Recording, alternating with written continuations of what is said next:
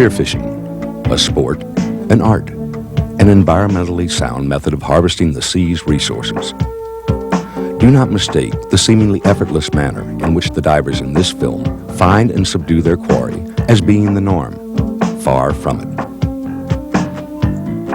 Champion freediver George Kelly makes taking this 30-pound black grouper look easy, but it took years of practice to acquire the skill and gain the confidence to free dive to this depth.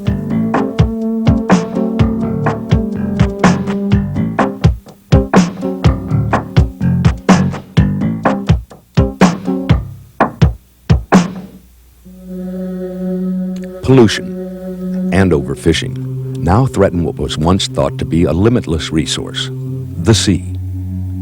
Commercial drift net boats are capable of taking incredible amounts of marine life in a single haul, virtually removing the fish population from large areas in a very short time.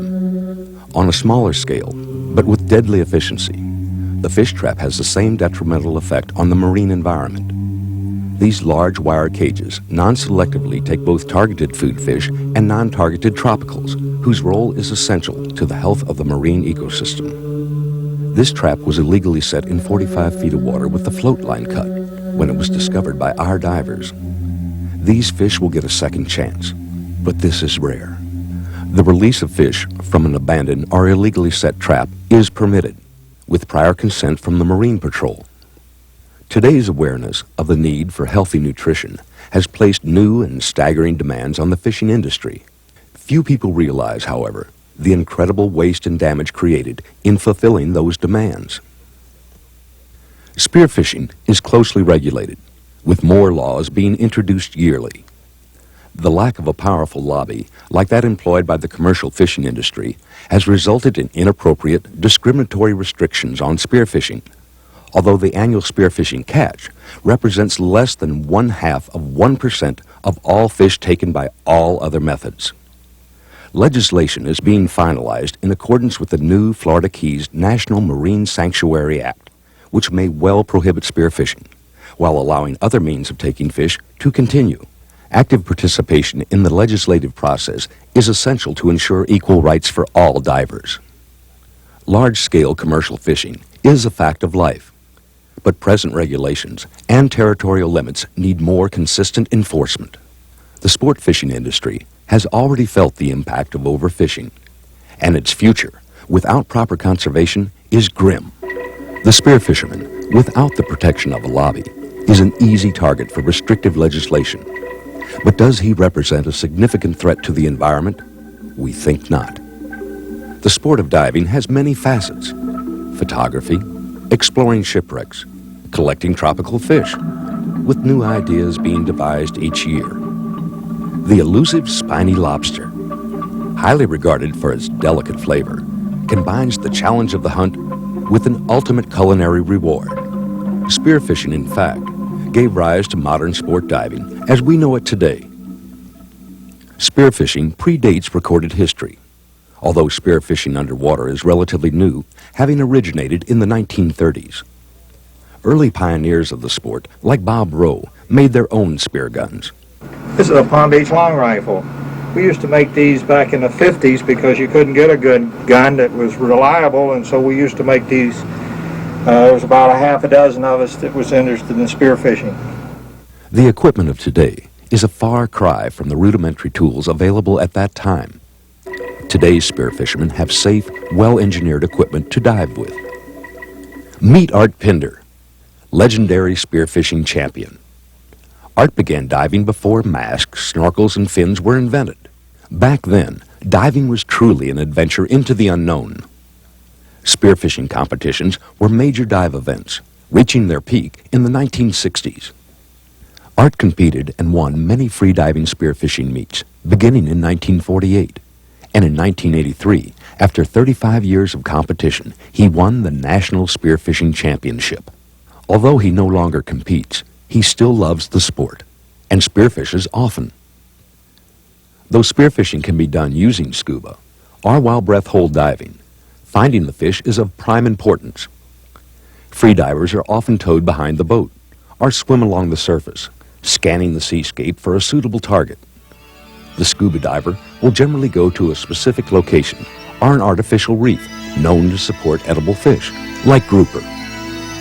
Tropical fish, such as angels and parrotfish, are not targets of the spearfishermen. The docile jewfish and all species of game fish are now included in the off-limit list. Know the fish you can't shoot, like snook, and the limits on those you can. The irresponsible hunter gives all spearfishermen a bad reputation. The purest form of spearfishing is freediving, demanding great skill and physical conditioning. It is in freediving that man and fish meet on the most equitable terms. The freediver must descend to the bottom, position himself well without spooking the fish, make the shot,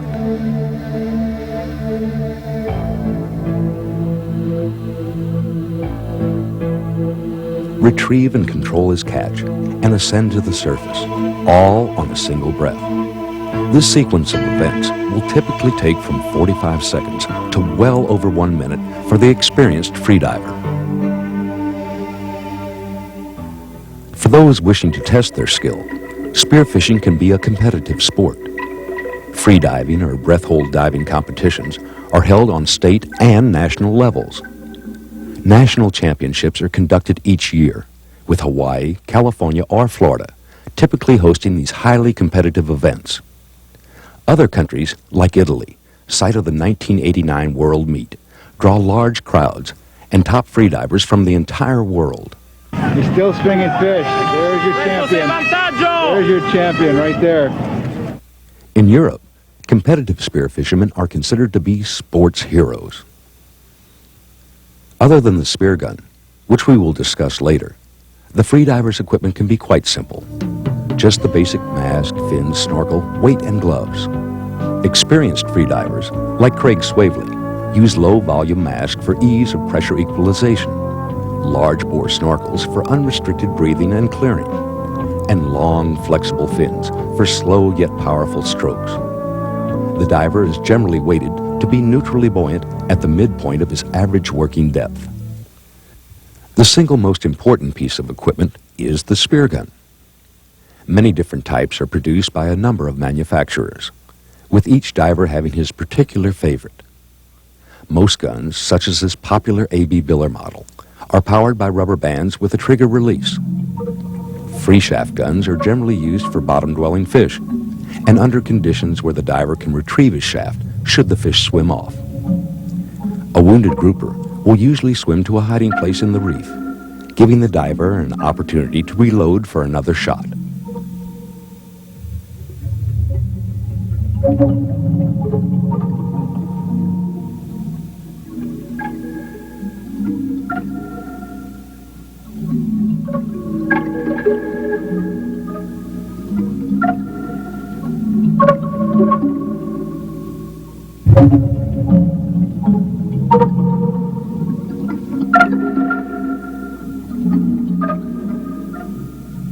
Underwater lights are helpful for locating fish inside dark ledges.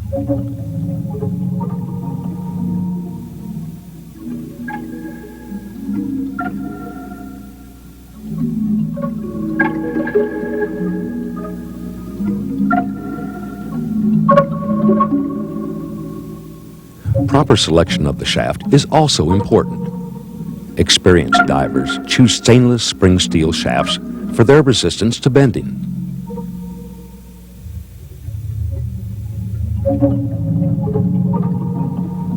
Powerful open water fish, like barracuda, require the use of line guns.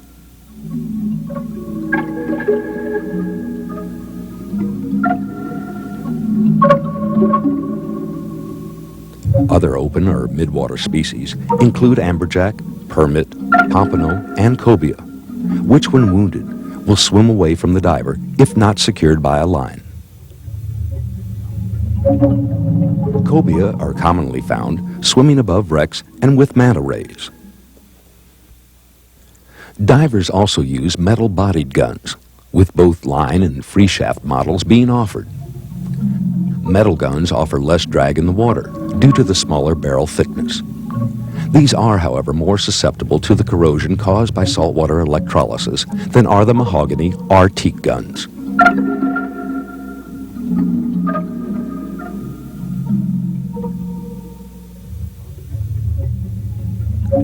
Bob Delusky demonstrates the use of a metal free-shaft gun.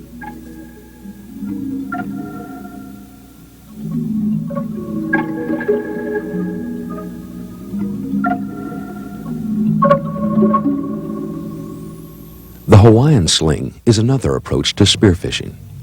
Simple and efficient, it was one of the first devices to be used.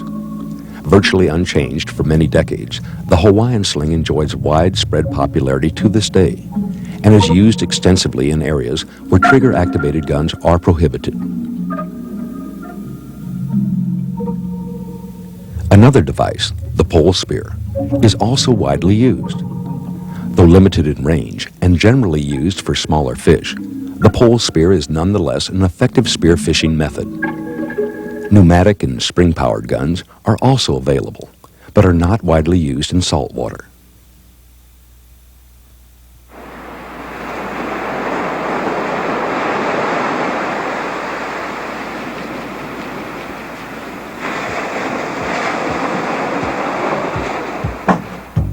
The day starts early for most spear fishermen.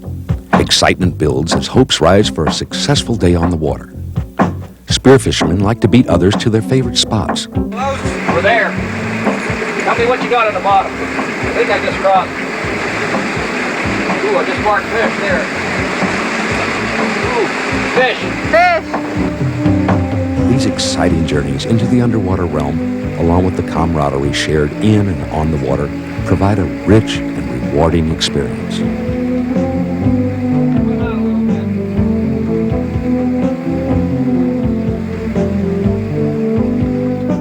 The most commonly sought-after food fish off Florida's southeast coast are the various species of the grouper and snapper families. The colorful hogfish, which ranges throughout Caribbean waters, is most pleasing to the palate. The grouper family consists of many species, one of which, the gray grouper, like tourists, migrate in large numbers to South Florida in the winter. Less common are the red grouper, which are easy to approach. Nassau grouper are generally not hunted, as they are an integral part of the reef ecosystem. George Kelly has won the Florida Spearfishing Championship, the coveted national championship, and competed on the international level. Grouper often hide in coral heads. Here, a well-planned kill shot on a black grouper enables the hunter to retrieve his catch and surface with relative ease.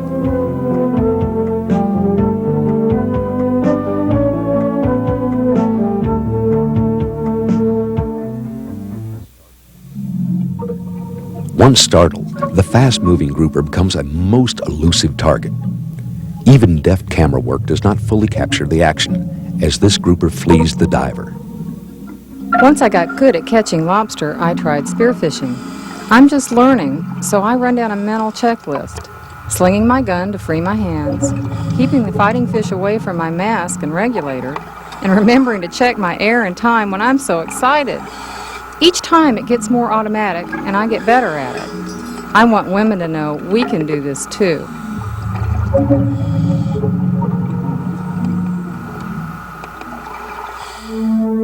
When spearfishing in tropical waters, it's not unusual to encounter an occasional shark. The vast majority of these meetings are benign, but the scent of a wounded fish may promote aggressive behavior.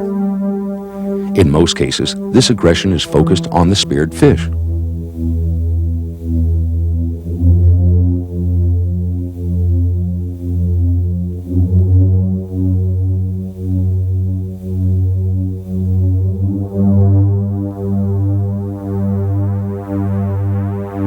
While shooting scenes for this film, George Kelly experienced an unexpected attack by a gray reef shark. The shark, sensing the blood scent of a speared fish, surprised George, who had no choice but to defend himself.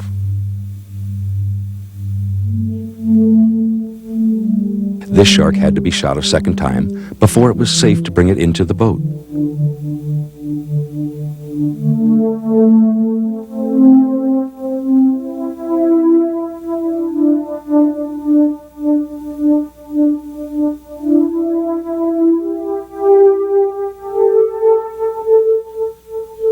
Spearfishermen know the role sharks play in the sea and respect their right to hunt as well. Snapper provide a worthy challenge.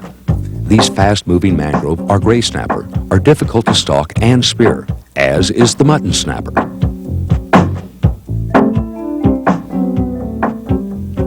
Gray snapper will flee the diver, changing direction. When shooting any bottom-dwelling fish, the diver should head directly for the bottom and level out in line with the fish to avoid shooting down. This provides the best aim on the target area. The diver must time his shot to catch the fish before it turns.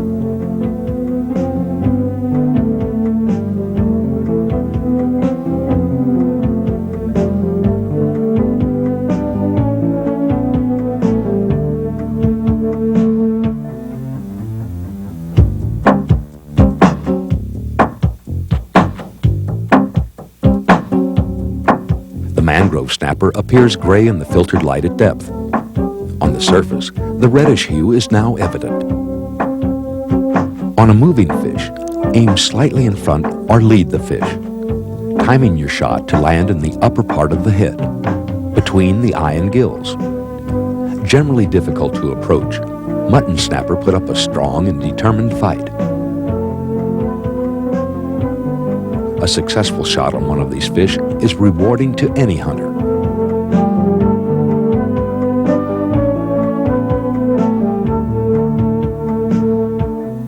In this scene, take a deep breath and hold it as Craig begins his dive.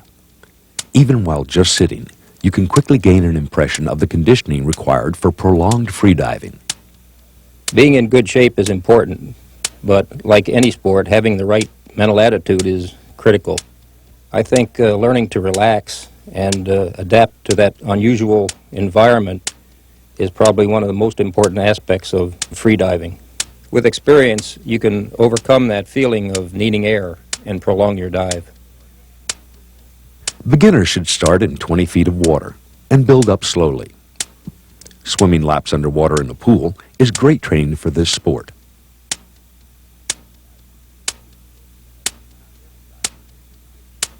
Not every dive produces fish. The diver may make many descents before a suitable fish to spear can be located.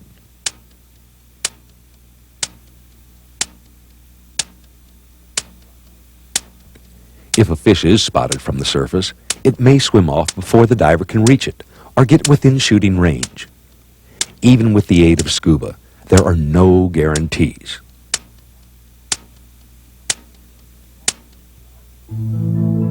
Hogfish provide an unusually easy target for the spearfishermen, as they will generally continue to graze on the bottom, oblivious to the approaching diver.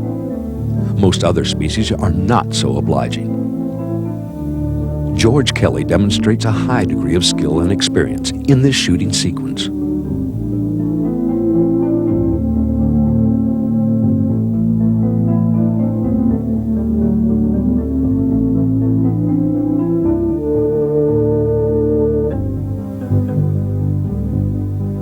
After retrieving and stringing his fish, he begins looking for the next target.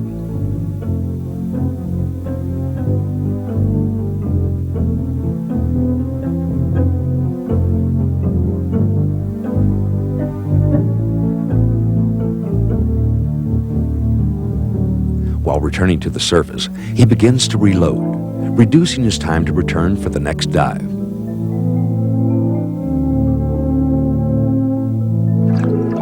A bit more surface time between dives is not only recommended, but badly needed by the less experienced freediver.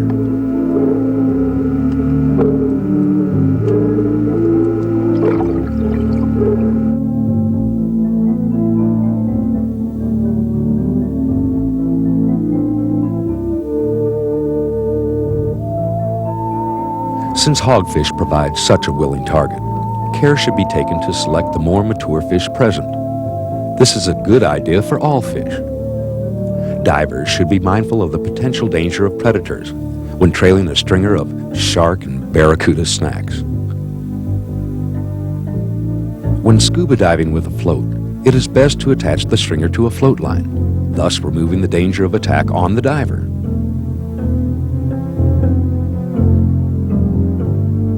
These excellent eating fish provide the perfect end to any spearfisherman's day.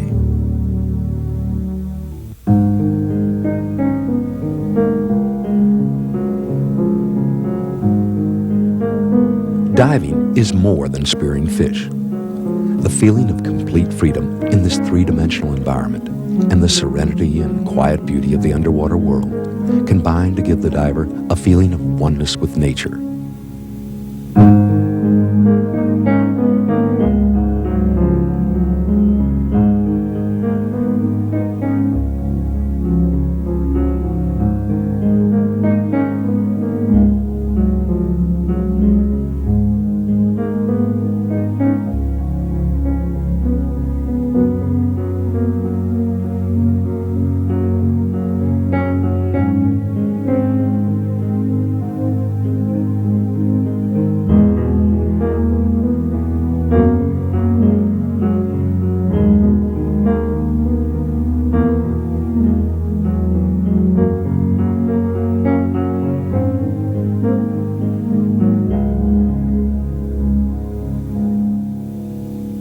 It is when the freediver becomes so attuned to this world that he feels the excitement of the hunt, can sense where the fish is, and what its next move will be.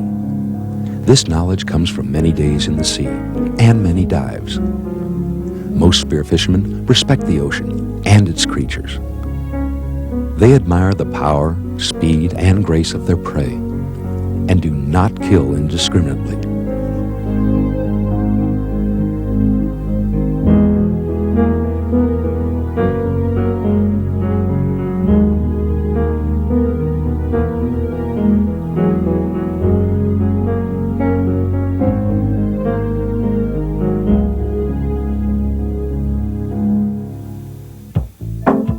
A tired diver returns to the boat with the last fish of the day.